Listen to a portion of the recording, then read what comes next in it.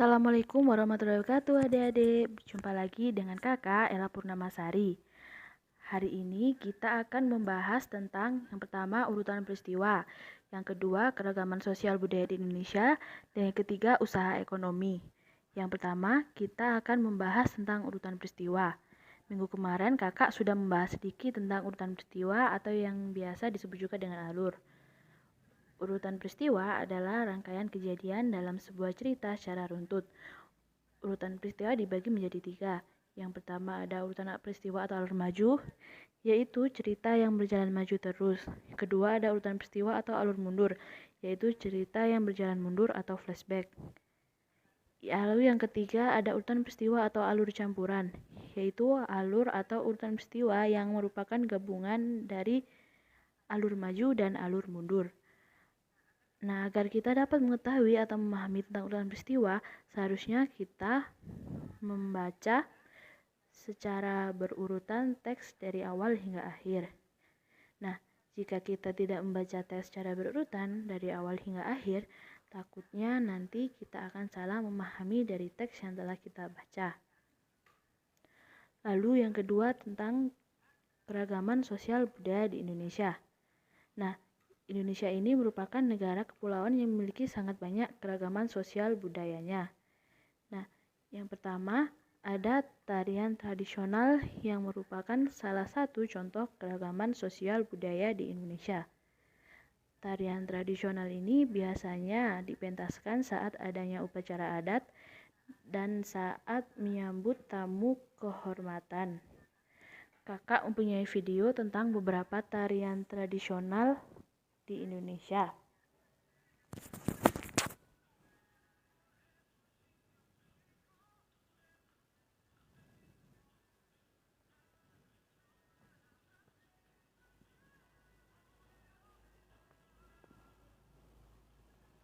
Yang pertama ada tari Bungong Jeupa. Tari ini berasal dari Aceh.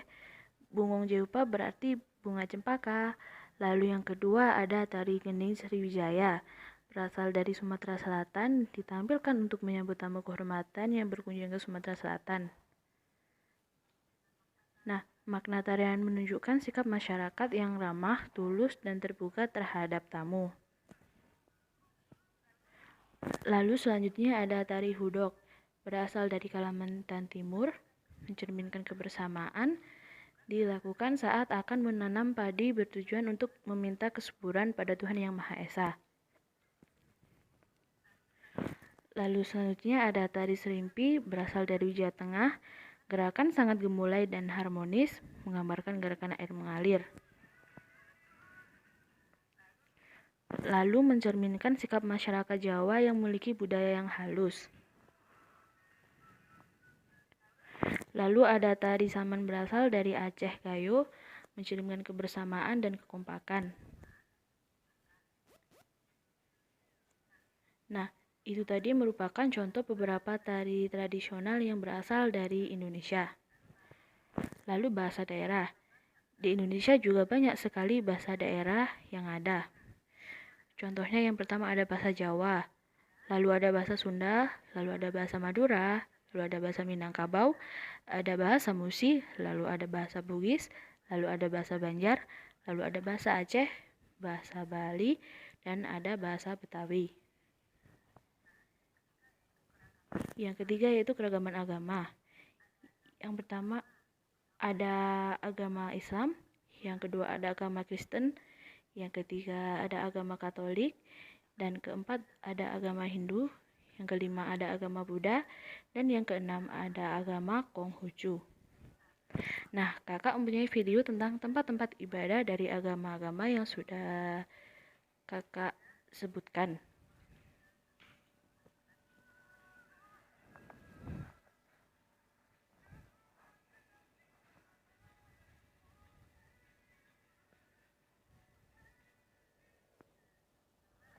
Yang pertama ada masjid. Lalu yang kedua ada gereja. Lalu yang ketiga ada pura. Lalu yang keempat ada wihara. Nah, itu merupakan contoh tempat ibadah dari agama-agama yang sudah kakak sebutkan. Lalu ada keragaman alat musik tradisional. Nah, keragaman alat musik tradisional ini contohnya ada alat musik tradisional rebab yang berasal dari Jawa Barat atau Jatim, ada alat musik tradisional kecapi dari Jawa Barat, ada alat musik sesandu rute dari Nusa Tenggara, ada alat musik tradisional angklung dari Jawa Barat, ada alat musik bonang dari Jawa, ada alat musik sitar dari Jawa, alat musik tifa dari Irian, Maluku, ada alat musik gendang dari Jawa dan Bali, ada alat musik kendi dari Kalimantan, ada alat musik kolintang dari Minahasa, ada alat musik marobas dari Sumatera, ada alat musik popondi dari Toraja, ada alat musik talempong dari Sumatera Barat, ada alat musik sangka dari Halmahera, ada alat musik saruni dari Sumatera. Nah, selanjutnya ada rumah adat. Rumah adat ini juga ada banyak macamnya di setiap daerah yang ada di Indonesia. Nah, ini kakak punya video yang merupakan contoh rumah adat yang berasal dari beberapa daerah yang ada di Indonesia.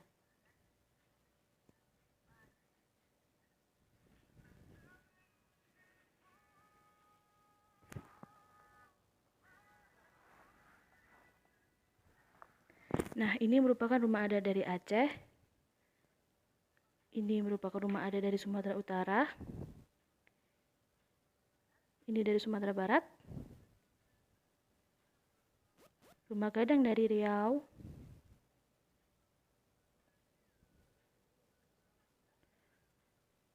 Rumah Selasa dari Kepulauan Riau. Limas dari Jambi.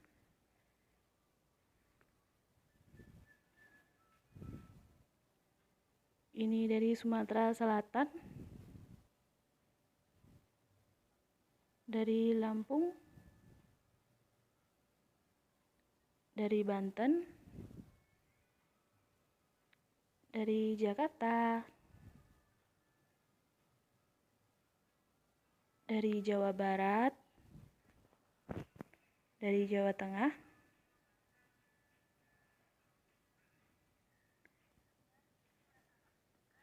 Nah, sekian video kakak tunjukkan karena masih ada banyak lagi rumah adat yang lainnya. Lalu selanjutnya ada pakaian adat. Pakaian adat juga pakaian memiliki banyak macam di setiap daerah. Nah, ini kakak punya videonya. Nah, ini dari Maluku, dari Bali, dari Kepulauan Riau, dari Bengkulu, dari Sulawesi Selatan, dari Sumatera Barat. Karena masih banyak yang akan kakak jelaskan, kakak beritahu sampai dulu ya.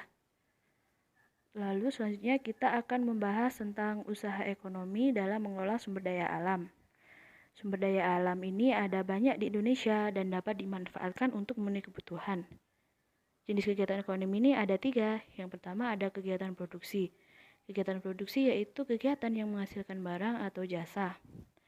Lalu yang kedua ada kegiatan distribusi. Kegiatan distribusi ini adalah kegiatan untuk memberikan barang-barang atau jasa yang sudah dihasilkan. Lalu yang ketiga kegiatan konsumsi, yaitu kegiatan untuk memanfaatkan barang atau jasa yang sudah dihasilkan. Lalu ada beberapa kegiatan produksi. Kegiatan produksi ini ada 2. Yang pertama ada kegiatan produksi di bidang agraris, contohnya pertanian, perikanan. Lalu yang kedua ada kegiatan produksi di bidang ekstraktif.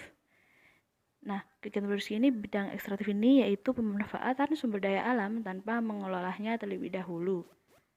Sekian dari kakak. Wassalamualaikum warahmatullahi wabarakatuh. Jika ada salah kata mohon maaf.